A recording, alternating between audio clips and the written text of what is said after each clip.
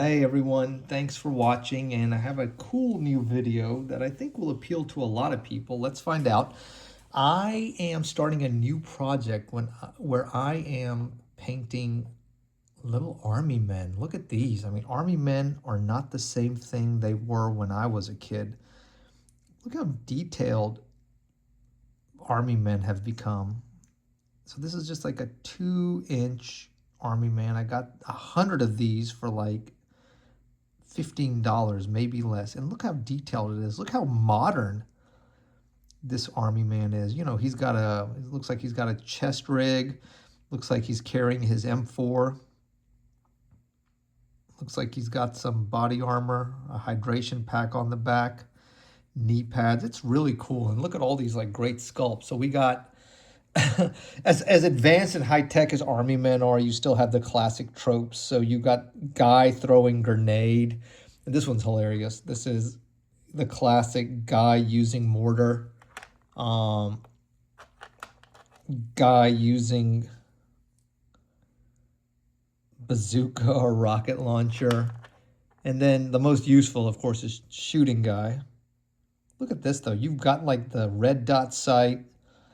You can see the mag. I don't know. I'm amazed. I'm amazed at how good these miniatures are. Okay, you've got kind of commander guy. Look at his helmet. You see his communication kind of gear on there. He's got a strap on. He's got his 45. Crawling guy. That's a classic. This is actually, I think I'm going to use crawling guy as casualty markers. Comms guy, you know, calling in the airstrike or calling in the mortar. And, of course, who can forget recon guy? But look how cool they have his rifle slung in the front. So these are really cool. And we are going to paint these to kind of give them a little more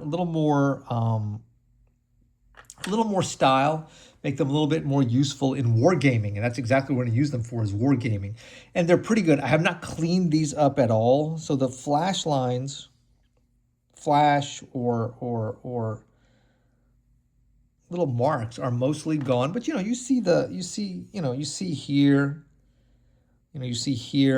So I'm going to clean these up a little bit. And then afterwards, we're going to start the painting process. And we're not going to use any aerosol spray at all.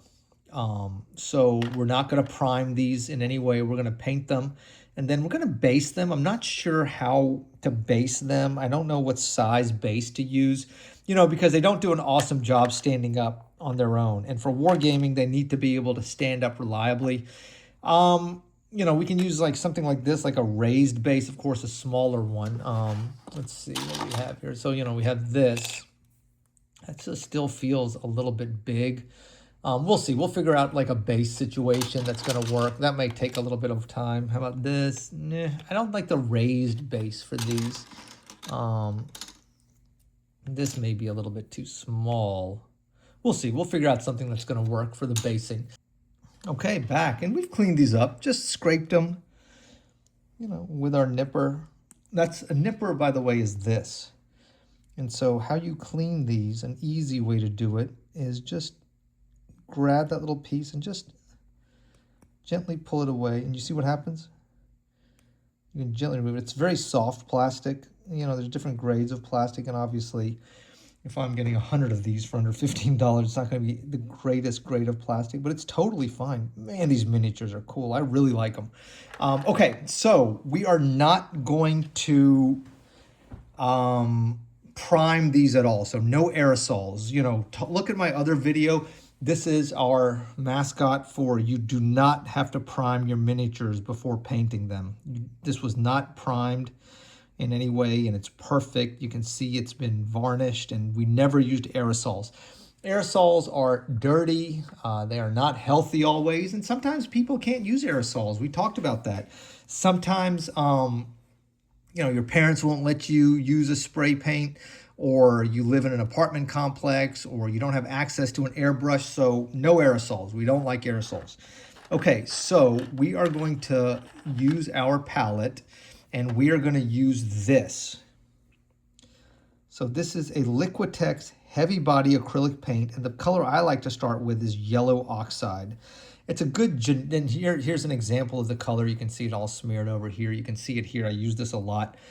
We are going to just kind of, you can see how thick that paint is. We're going to liberally apply this all over these miniatures, and we're going to use a kind of a big brush because we want to apply this liberally. It's going to get all over our hands. That's okay. So this is the brush we're using. It's like a 1 inch, I think, 3/4 inch brush. Just something we got on Amazon, just like the miniatures. So let's get started. We'll start off with Recon, guys. So I'm going to get a little bit of paint on my brush right here. You see that? That much paint, and then we're going to just, see how we're doing that? We're just going to just apply multiple layers so the model is well covered. I'm going to do one, and then I'll do the rest kind of off camera, and then we'll see how they all look, okay? So see, that's what we're looking for. We're looking for yellow everywhere.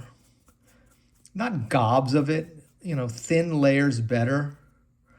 Multiple thin layers better, but we want every single part of this miniature, just kind of like priming, every single little plastic part of it to be covered in paint.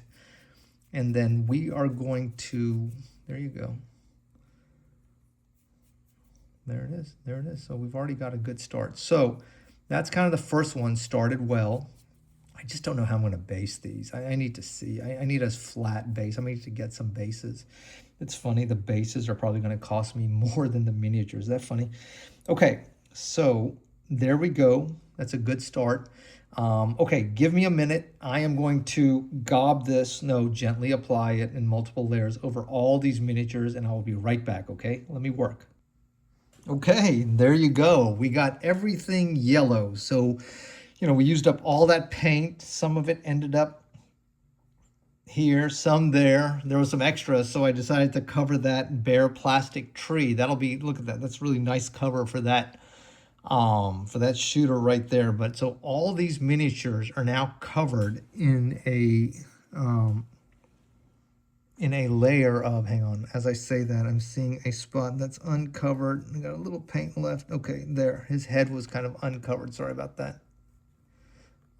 So all these miniatures are kind of covered in multiple thin layers of this heavy body acrylic paint. So now what we have to do is let this paint dry. So this is just number 1 out of a series of videos on how to paint your army men without using any aerosols and making them look really good. And so this is video 1. Tune in.